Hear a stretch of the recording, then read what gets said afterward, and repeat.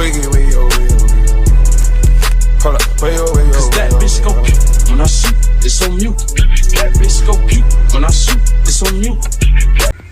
Assalamualaikum warahmatullahi wabarakatuh. Saya Azhara Delvia Fadila dari kelas 11 IPA 1. Nah, di sini saya akan meresensi bab PKN, yaitu pada bab 4 dengan judul Dinamika Peran Indonesia dalam Perdamaian Dunia.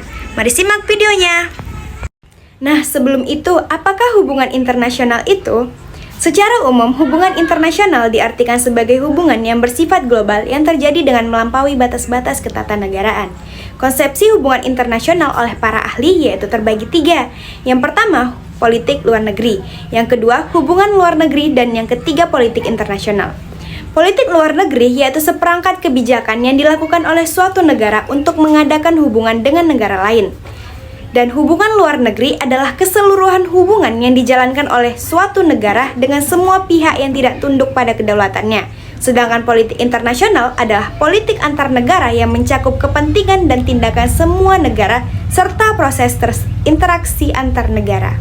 Selanjutnya, kita akan membahas tentang kepentingan hubungan internasional bagi bangsa Indonesia. Suatu negara dapat menjalin hubungan dengan negara lain manakala kemerdekaan dan kedaulatannya telah diakui secara de facto dan de jure oleh negara lain. Perlunya kerjasama dalam bentuk hubungan internasional, antara lain karena faktor internal dan eksternal.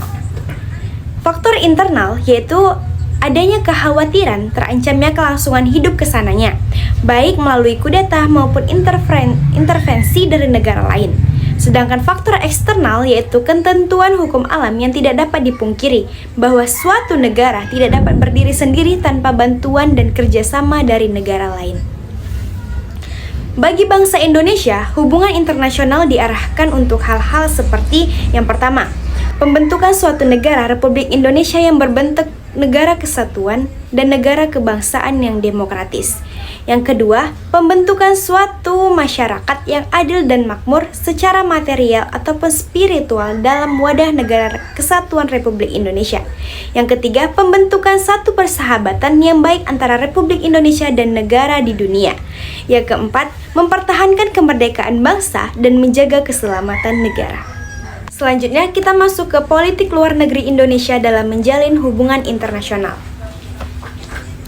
Pemerintah Indonesia yang pada waktu itu dipimpin oleh Insinyur Soekarno sebagai presiden dan Dr. Muhammad Hatta sebagai wakil presiden pada tanggal 2 September 1948 di hadapan Badan Pekerja Komite Nasional Indonesia Pusat mengumumkan pendirian politik luar negeri Indonesia yang antara lain berbunyi, "Tetapi mestikah kita, bangsa Indonesia yang memperjuangkan kemerdekaan bangsa dan negara kita hanya harus memilih antara pro-Rusia atau perang Amerika?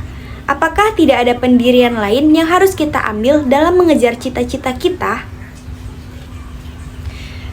Pemerintahan Indonesia pada waktu itu berpendapat bahwa pendirian yang harus diambil tidak menjadikan negara kita terjebak dalam kepentingan dua blok tersebut. Pidato tersebut kemudian dirumuskan lagi secara eksplisit sebagai prinsip bebas aktif, yang kemudian menjadi corak politik luar negeri Indonesia sampai sekarang. Dengan demikian dapat disimpulkan bahwa politik luar negeri Indonesia bersifat bebas aktif.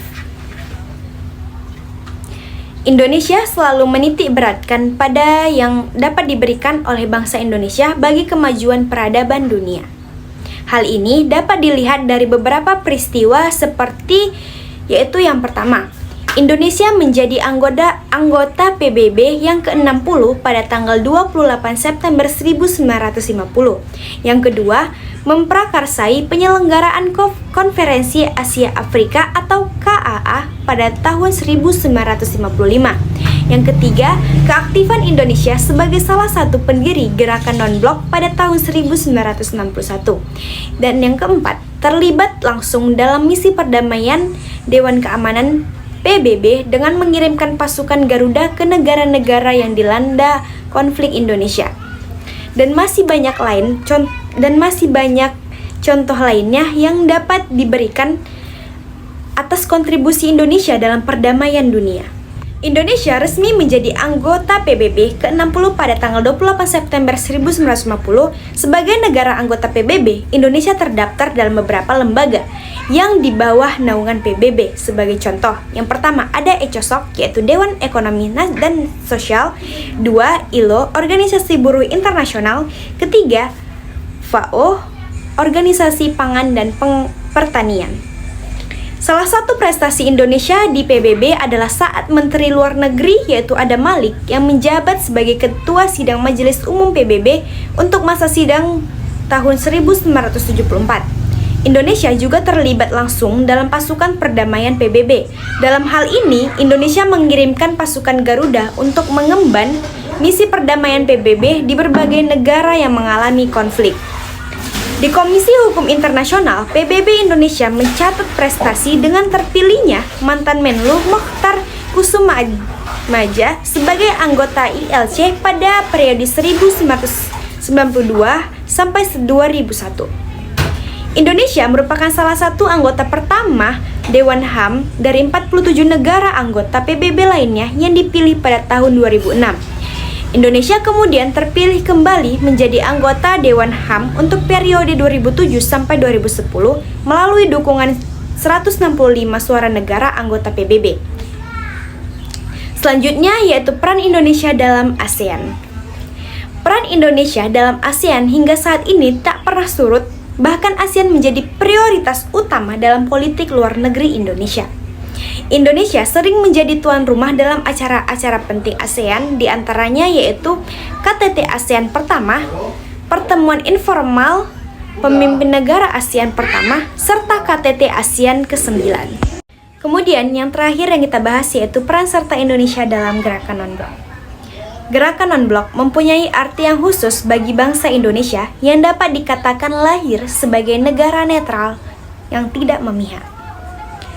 Sesuai dengan politik luar negeri yang bebas dan aktif, Indonesia memilih untuk menentukan jalannya sendiri dalam upaya membantu tercapainya perdamaian dunia dengan mengadakan persahabatan dengan segala bangsa. Meskipun sekarang Indonesia tidak lagi menjabat sebagai pimpinan gerakan non-blok, bukan berarti bahwa penanganan yang dilakukan oleh Indonesia terhadap berbagai permasalahan penting di dunia akan berhenti atau mengendur. Sekian penjelasan saya mengenai dinamika peran Indonesia dalam perdamaian dunia. Mohon maaf bila ada salah kata ataupun salah bahasa. Saya akhiri, wassalamualaikum warahmatullahi wabarakatuh.